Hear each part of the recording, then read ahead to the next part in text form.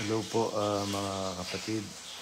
Muli, pagbati po ng pag-ibig at kapayapaan ah, sa atin pong lahat mga kapatid sa iba't ibang panig ng mundo at sa iba't ibang ah, panig ng Pilipinas at sa lahat po ng mga nanonood sa prayer meeting nila kagabi. Nakakabobo itong si Daniel Rason. Ang sinasabi niya, nagtinda ng alak. Nagpatuloy ba sa pagtitinda ng alak? Gumawa ng kasalanan, ganito, ganyan. Hindi nga sila, bumalikwas nga sila. Sabing ganyan ni Daniel Rason. Bakit itong granting na for the sake of argument, itong yung pamilya ni Brad Jan Cuencajo hindi na lang ako, yung pamilya na lang ni Brad Jan Cuencajo sa Hong Kong, yung dating diakono doon.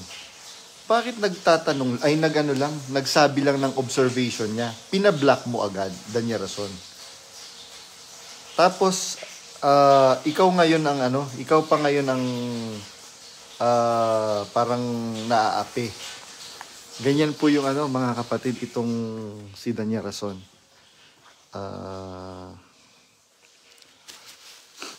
Wala na talagang sense yung kanyang mga sinasabi, mga kapatid. At meron na lang masabi para bakuran niya yung mga kapatid na nakikinig sa kanya. Pero ganun pa man mga kapatid, ngulat na yung mga kapatid ngayon. Kagabi lang, anong oras ako nakatulog? 1:00 na yata dahil yung kapatid sa US na masamang-masama ang loob niya. Grabe. Ang dami kong naakay, brother, sabi niyang ganyan. Hanggang ngayon, nag-aakay pa ako. Kaya lang, parang, sa totoo lang, brother, sabi niyang ganyan. Dati, ang libangan ko, maghapon halos, yung mga video ni Brother Eli, yung piniplay ko. Ngayon, sabi niya, pinakita niya yung malaking TV niya dun sa opisina niya. Ikaw yung pinapanood ko ngayon, sabi niya ganyan. Naawa ako sa'yo, sabi niya ganyan, sa ginawa nilang pang-aapi sa'yo. Sabi ko doon sa kapatid, ganun po talaga, wag po kayo maawa sa akin. Si Kristo nga, noong pinapasan niya yung krus, umiiyak yung mga babae sa Israel. Sabi niya, mga babae, wag niyo akong tangisan. Kaya ganun lang din po mga kapatid. Wag niyo po akong kakaawaan. Dahil mas nakakaawa po sila mga kapatid. Ito pong mga kapatid po natin na bine-brainwash ni Daniel Rason.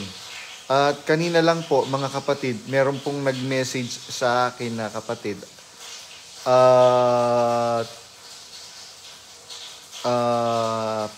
Pinapablock na rin po siya. Dahil meron lang po siyang pinost dun sa wall niya na general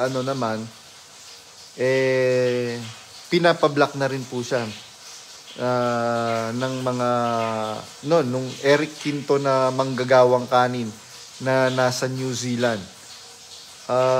Wala kang kredibilidad, Eric Quinto. Mukha mo pa lang wala ka ng kredibilidad.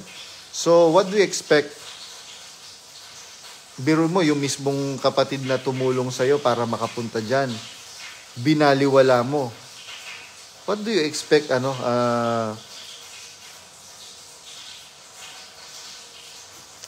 sabi ni Brother CJ Naliwanagan Jr., tama po advice ng mga kapatid, ingat po kayo sa pagkain nyo dyan.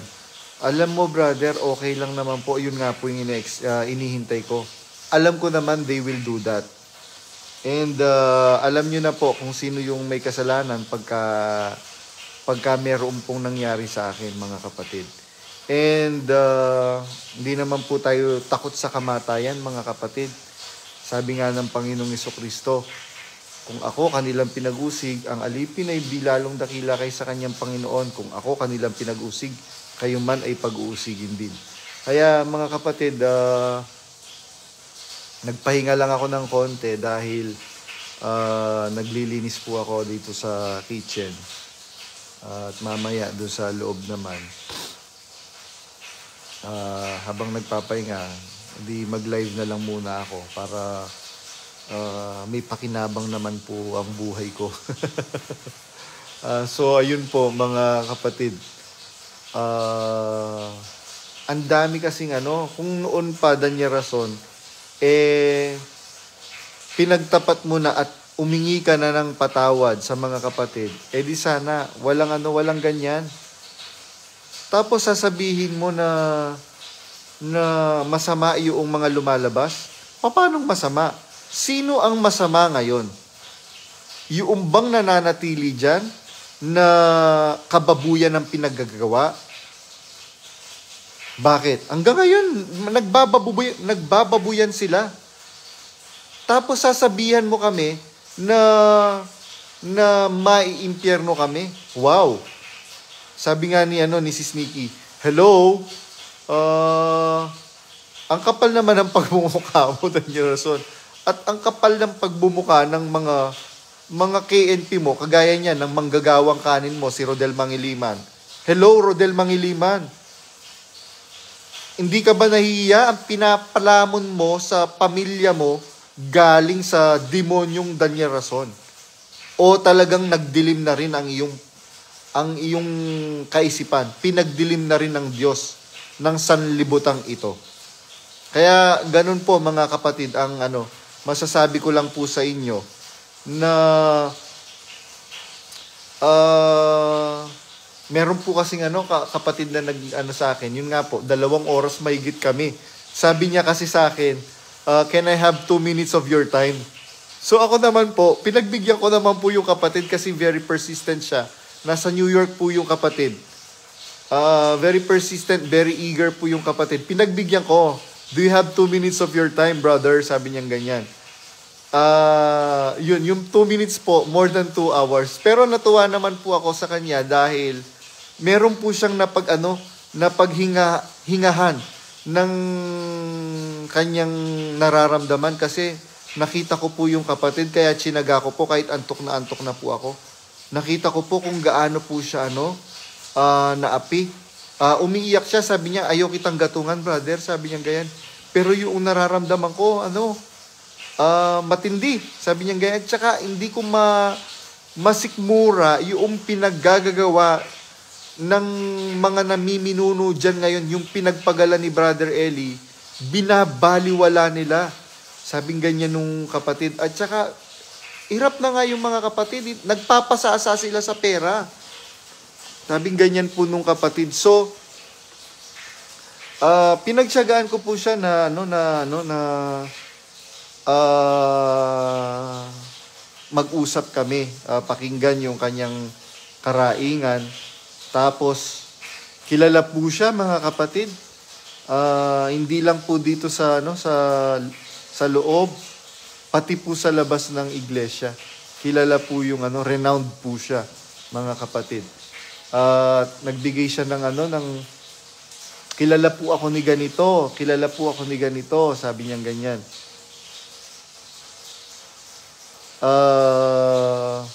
Kaya ganun po mga kapatid ang nangyayari po ngayon. Paano ba ang mahirap po kasi basta-basta magsabi ng lalo na yung mga kapatid meron pa silang iniingatan. Pero ganun pa man mga kapatid, ang sabi ko lang po, manatili po tayo doon sa aral na napakinggan natin at sinampalatayanan natin. Yun kasi yung magliligtas sa atin. Sabi po ng Panginoong Jesucristo, ako ang daan, ang katotohanan at ang buhay. walang makaparoroon sa aking Ama, liban sa akin. Wala pong ibang daan, mga kapatid, na that will lead our salvation, that will lead us to God, to God the Father. Liban sa ating pong Panginoong Jesucristo. Wala pong ibang daan. Ito pong si Daniel Rason, bobo eh. Bobo. Biro mo, meron daw pong gitnang daan. Tanga talaga tong si Daniel Rason. Ikaw mismo, Daniel Rason, nilalabanan mo yung ano.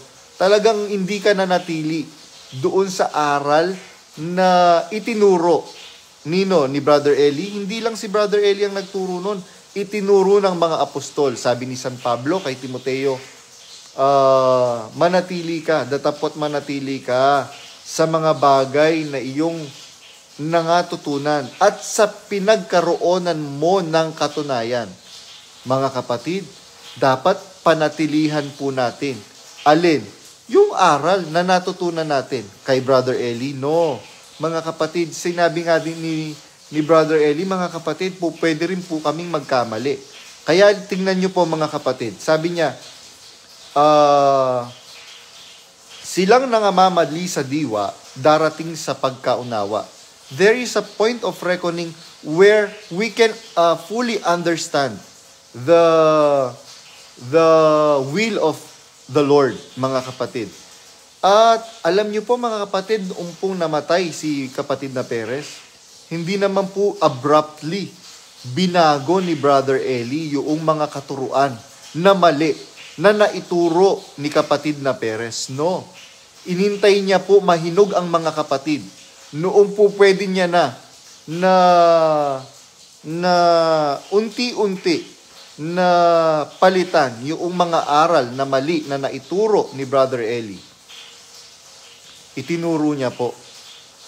Ganon din po sa panahon ng Panginoong Jesucristo. Meron po munang San Juan Bautista na bridge from the Old Testament to the New Testament. Hindi po kaagad sinira yung kautusan ni Moises. Kaya nga ang sabi ni San Juan Bautista, yung dumarating sa unahan ko, hindi ako karapat-dapat na magkalag ng tali ng kanyang panyapak. So, ganun po, mga kapatid. Ito pong si Daniel Rason, hindi nag-iisip. Biruin mo, pagkamatay ni Brother Eli, nag-rebrand ka. Pinalitan mo yung kulay ng logo. Pinalitan mo yung pangalan ng mga signage ng mga lokal. Kaya yung palang big no-no na sa mga kapatid. Bakit? Alam mo, Daniel Rason, tingnan mo. Kaya konti lang ang naaanib ngayon. Bakit? Mas maraming sumasampalataya kahit patay na si Brother Eli. Mas maraming naniniwala pa rin kay Brother Eli. Kasi sa pagmumukha mo lang, tingnan mo, hindi ka kontento sa mga ngipin na binigay ng Diyos sa'yo, nagpa-veneers ka. Ang ganda-ganda na nga ng ngipin mo. Ay naku, siguro wala ka na mapaglagyan ng pera mo. Kaya kung ano-ano na lang ang pinaggagawa mo sa buhay, magpalundag ng motor, travel dito, travel doon. Sino ang nagbabayad? Hotel, mga lahat. Sinong nagbabayad? Mga kapatid. Ayan, may mga kapatid ako. Grupo po ito, mga kapatid ha. Grupo ng mga kapatid sa Europa. Hindi ko na lang babanggitin which part of Europe yung mga nakausap kong mga kapatid kagabi. Sabi nila, brother, matindi po yung ginagawa ngayon ng pamunuan. Biruin mo, brother, sino ang magso-shoulder ng plane ticket? Kami, mga kapatid. Tapos, pwede namang mag-rent ng decent place na matutuluyan nila, na hindi naman ganun kalaki, mako-compromise yung budget. Pero alam mo, brother, they are living a luxurious life. Ganyan din po sa Australia. Ganyan din sa sa Hong Kong nung pumunta. Kaya mga kapatid, matindi po itong ayan, si Paulina Ruiz. Sabi niya, kailangan ng organic sipilyo at mouthwash niyan, Brad JR. Organic ka pa, Daniel Rason, ang baho-baho naman ng paa mo.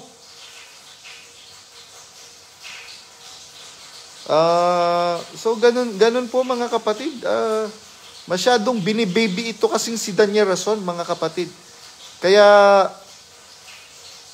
yung mga kapatid ngayon umaaray. Alam nyo po mga kapatid, si Brother Eli, noong pong nag-exit kami at tumira kami sa Hong Kong, sa lokal po kami ng Hong Kong, tumira mga kapatid. Meron po, ayan, si Nikki, lagi yan, araw-araw yan, nasa lokal. Pinupuntahan kami ni Sis Nikki na nasa Hong Kong. Sino pa? Si Kadyo. Sabi nga ni Kadyo, ang payat-payat mo pa noon, sabing ganyan. Sino pa? Si Sis Aida. Kasi nakita kami ng mga kapatid. Tumira po si Brother Eli sa mismong lokal, mga kapatid. Yung kwarto niya ang liit-liit lang po. Tapos como carpeted yung lokal ng Hong Kong po noon, nung nagstay kami doon. Sabi ni Brad Eli, dapat badong, bago tayo umalis, mapaputi natin itong carpet. So, tinatsaga namin araw-araw na pagkatapos naming magluto, si Brother Eli po, araw-araw po yun nagluluto, almusal, tanghalian, apunan, para pagka may dumating na kapatid, merong makakain yung mga kapatid. Take note mga kapatid, si Brother Eli po ang nagluluto. Itong walang yang Daniel Rason na to, ang kapal ng pagmumukha mo, biruin mo, hindi ka na nga ang nagluluto. Ang kapatid na ang nagluluto, tapos, choosy ka pa sa pagkain. Yung mga nagluluto, dyan mga chef. Kaya alam nyo po, masyado pong demonyo itong Daniel Rason, mga kapatid. Nag-slow connection po. Nagpa-load na po ako kahapon, mga kapatid, kasi madalas po ang dito, ang brownout. Kagaya po niyan, brownout po ngayon. Buti na lang nakapag-load na po ako, nakabili na ako ng data. So, ganun pa man, going back mga kapatid. Sabi ni Apostol San Pablo, ito ang ikatlo na papariyan ako sa inyo. At hindi ako magiging pabigat sa inyo, sapagkat hindi namin inahanap ang inyo, kundi kayo, sapagkat hindi nararapat na ipagtipon ng mga anak ang kanilang mga magulang, kundi ng mga magulang ang kanilang mga anak. Kaya alam nyo po mga kapatid, itong si Daniel Rason, hindi po siya pwedeng maging leader. Bakit? A good leader must set a good example to his subordinate, to his follower. A good leader must and should be, mga kapatid, a good follower as well, a servant. Ito pong si Daniel Rason, mga kapatid, hindi po siya pinaglilingkuran siya. Daig pa siya ng hari ng Ehipto, mga kapatid. Alam niyo po noong nasa Apalit during the pandemic, during lockdown season, meron pong every Sunday kasi po mga kapatid, family day po nila. So, meron hindi ko nga na-delete ko na nga yata yung video na nagpalaro kami ng para yung mga bata hindi sila ma-board, laging nakatutok sa mga gadgets. So nag-isip kami ng mga palarong Pinoy.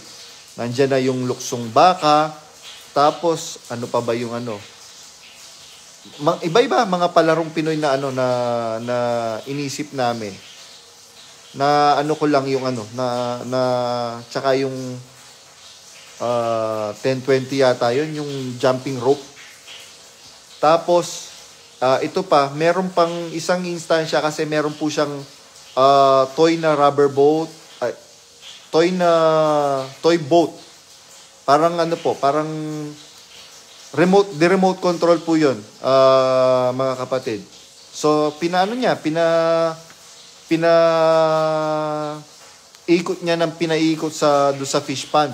Nung pong tumaob, ako po yung pinalusong, mga kapatid. Nakakadiri po yung fish pond na yon, mga kapatid. Tinatapunan ng mga patay na manok, tinatapunan ng kung ano-ano, mga kapatid. So, out of my faith, sige na lang. Alam ko po, sugo itong si Daniel Rason mga kapatid. So, ano pong gusto ko pong ipunto, mga kapatid? Pagkahawon ko po, mga kapatid, meron po siyang sinabi, nakalimutan ko na lang kung ano yung sinabi niya, hindi man lang siya nagpasalamat na, salamat sa Diyos, Badong. Wala man lang pong ganon. Ang dami, ano po kasi yan, mga kapatid, masyadong mataas ang pagkakilala sa sarili. Kaya tignan nyo po, mga kapatid, wala ka man pong makikitang remorse or kapakumbabaan sa kanya. Mga kapatid, wala.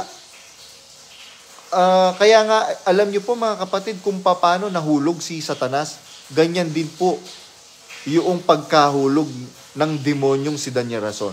Masyado po siyang nagmamataas. Kaya, sabi ko nga po noon, pinagtatanggol ko pa nga po si Daniel Rason, mga kapatid, na mga kapatid, huwag kayong matatakot na ipaalam kay Brad Daniel yung dapat niyang malaman upang mapangasiwaan niya ng maayos ang iglesia, ang kapatiran. Biglang kamukat-mukat mo after a week, sasabihin niya, huwag niyong sasalangsangin yung desisyon ng mga KNP ko sapagkat merong kong basbas yan. So, inaamin niya na he has a full knowledge and accountability on whichever and whatever na desisyon gawin ng kanyang mga KNP. So, kaya alam niyo po, mga kapatid, sabi nga niya, may basbas niya. Lahat ng ginagawa at sinasabi ng mga KNP. So, ikaw mismo, Daniel Rason, umamin ka na alam mo yung katiwalian na nangyayari. Hintayin mo lang, Daniel Rason. Hintayin mo lang, naku. Bukas makalawa, merong lilitaw. Well-documented ang ilalabas nila na mga katiwalian, korupsyon dyan sa iyong iglesyang pinamumunuan ngayon. Hintayin mo lang, Daniel Rason. Ewan ko lang kung meron ka pang mukhang iharap. Sa bagay, talagang makapal naman ang pagmumukha mo. Kaya pagmamatigasin mo na lang talaga yung yung kademonyuhan mo. And hindi na, wala ka ng mapapaikot na, mga kapatid. Mulat na ang kapatiran sa kademonyuhan na ginagawa mo, Daniel Rason. At sa lahat ng kademonyuhan na pinaggagawa ng mga palamunin mong mga KNP. Yan, kagaya ni Rodel Mangiliman. Naaatim mo, Rodel Mangiliman, na palamunin mo yung pamilya mo?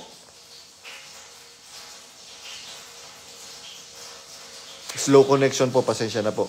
Naaatim mo, Rodel Mangiliman, na palamunin mo yung pamilya mo na galing dyan sa impactong Daniel Rason na yan? Ako, hindi ko na hindi na tayo magtataka na itong si Efren Baking, demonyo talaga, mga kapatid. Biruin mo kung pahiyain nyo yung mga kapatid sa mga pagkakatipon, ini-name drop ninyo. Sino ba kayo? Bakit? Meron ba kayong ambag sa pagkatao ng mga yan? Ikaw, Efren Baking, ano bang natapos mo? Hindi ba ka lang? Construction worker ka lang, sabi ni Brad Ellie? Pag minamasay kita, ang baho ng singaw ng katawan mo amoy kalabaw. Bakit? Kasi hindi ka naman galing ka lang sa basura, Efren Baking. Kaya tingnan mo, pati laman ng bunganga mo, basura ang lumalabas. Masyado kayong garapal sa pera ng mga kapatid. Yung mga kapatid, hindi nila alam kung paano magsikap para merong maisustain sa kanilang mga pamilya. Tapos kayo magpapasasa. Tapos sasabihin ninyo, mag-double job, mag-triple job.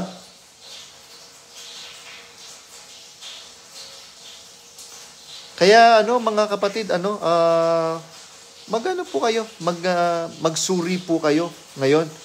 Kung ito bang religion na to na sinampalatayanan natin, ito pa ba'y sa Diyos, mga kapatid? Ang ganda nga nung sinabi nung kapatid na kausap ko kagabi, sabi niya ganyan, brother, alam ko merong mga maling na ituro si Brother Eli, pero mas marami yung mga mabubuting itinuro niya compare doon sa iba-ibang mga religion. Kaya alam niyo po, tsinaga ko talagang pakinggan yung kapatid more than 2 hours. More than 2 hours. Kaya ako ngayon, hanggang ngayon mga brother, sabi niya ganyan, hanggang ngayon, nang-aakay pa rin ako. Kaya lang yung inaakay ko, saan ko po dadalhin? Dadalhin ko po ba sa iba-ibang iglesia? Hindi, brother. Hindi maatin ng konsensya ko. Kaya lang nung napakinggan kita, nung magsimulang napakinggan kita, parang nagkaroon na ako ng duda. Sabi niya ganyan, oo nga, totoo pa ba itong iglesia na to? Kasi nung kay Brother Eli, walang duda na mas mabuti yung iglesia na ipinangangaral ni Brother Eli compare sa ibang iglesia. Sabi po nung kapatid na taga New York. So, yun, sabi ni Sister Paulina Ruiz, nagsasabi pa nga po sa amin na mag-loan. Biruin nyo, pinaglo-loan nyo yung mga kapatid. Ikaw ba, Daniel Rason, naglo-loan ka ba? Punyeta ka. Punyeta kang Daniel Rason ka. Yung bang mga pamilya mo, naglo-loan ba yung mga yan? Para sa gawain? Ang kapal ng pagmumukha ninyo.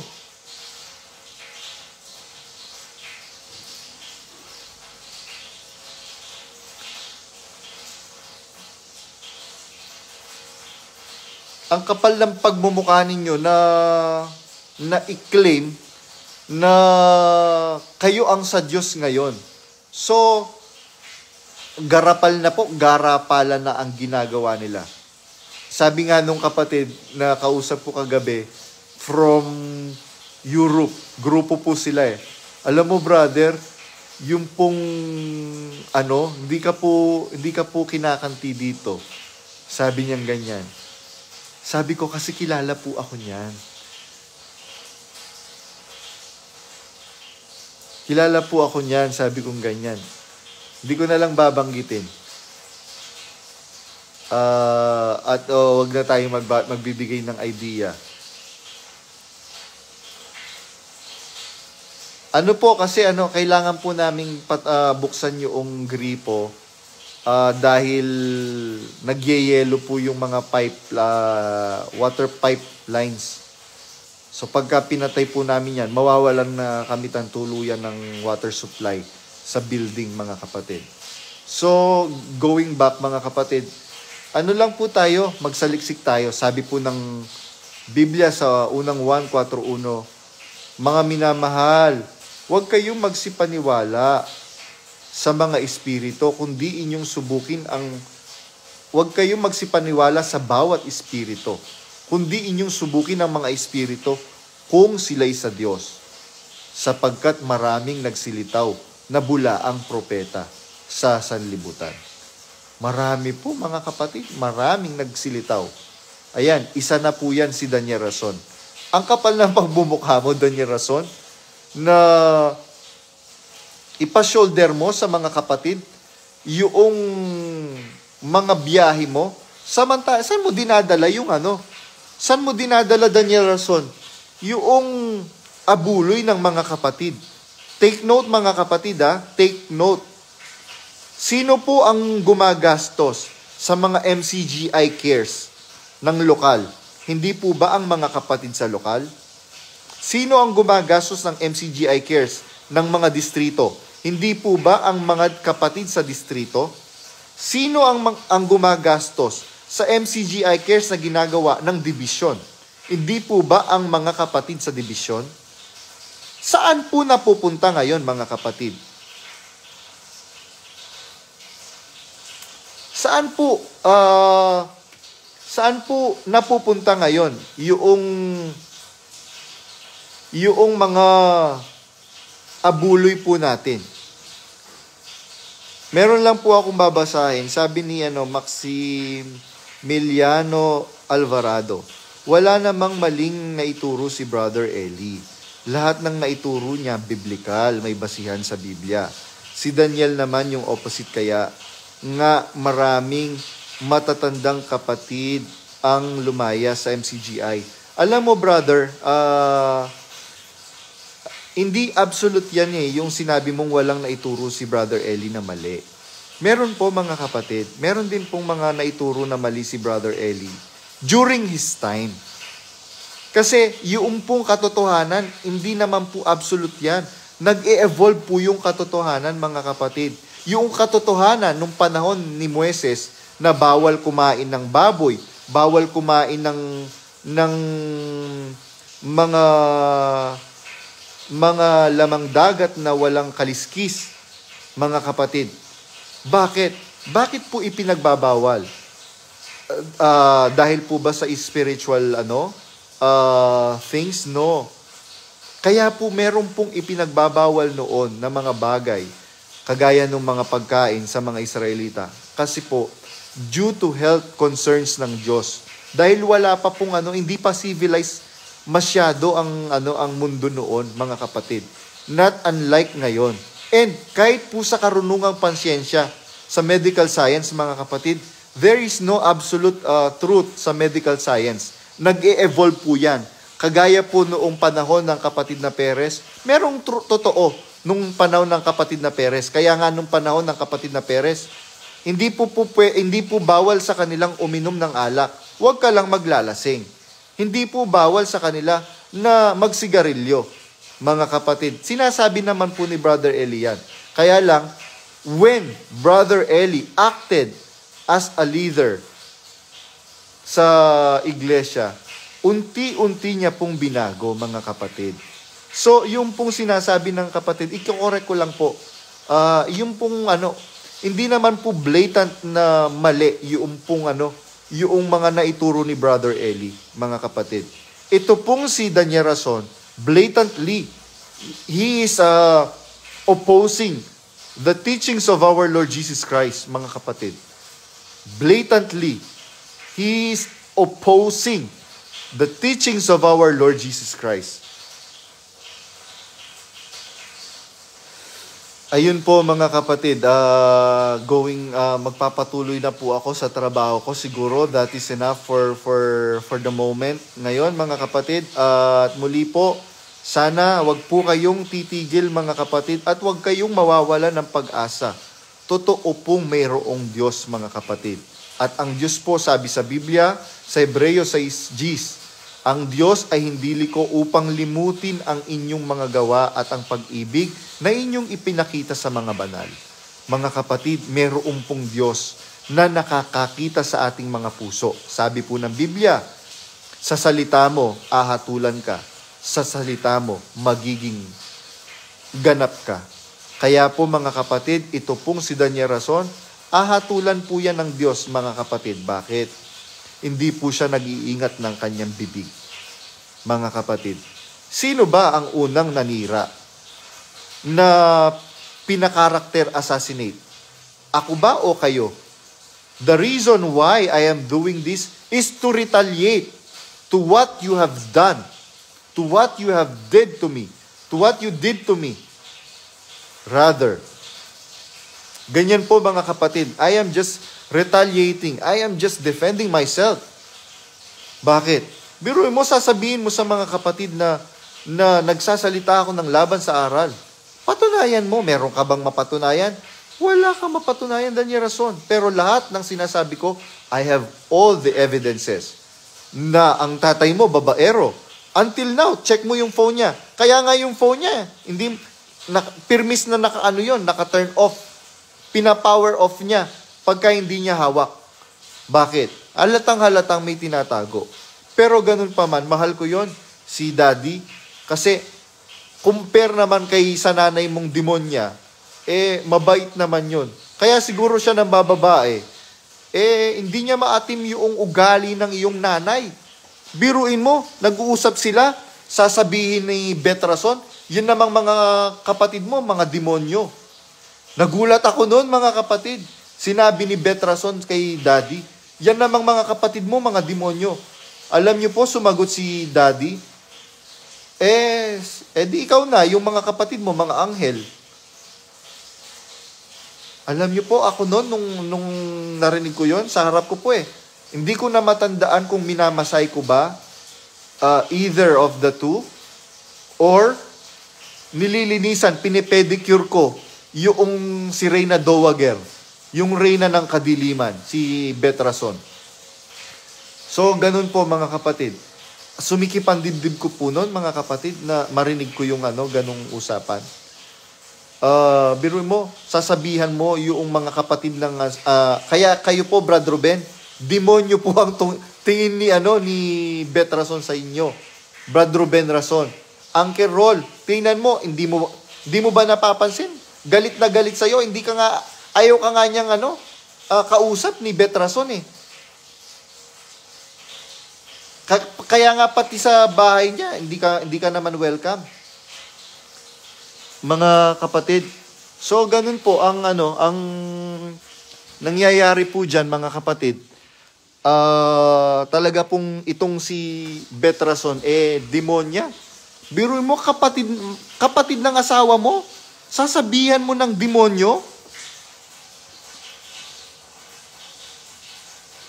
Matandang manggagawa pa yun, si Brad Rolly Rason. Kaya yun po, mga kapatid, hanggang dyan na lang po muna at babalik na po ako sa aking trabaho, mga kapatid. Nagpahinga lang po ako ng kaunti. Habang nagpapahinga para maging productive pa rin tayo. Muli po, mga kapatid, hanggang dyan po at sana po ay papagariin ng Diyos ang kapayapaan at ang pag-ibig sa ating mga pamumuhay, mga kapatid. Salamat po sa Diyos.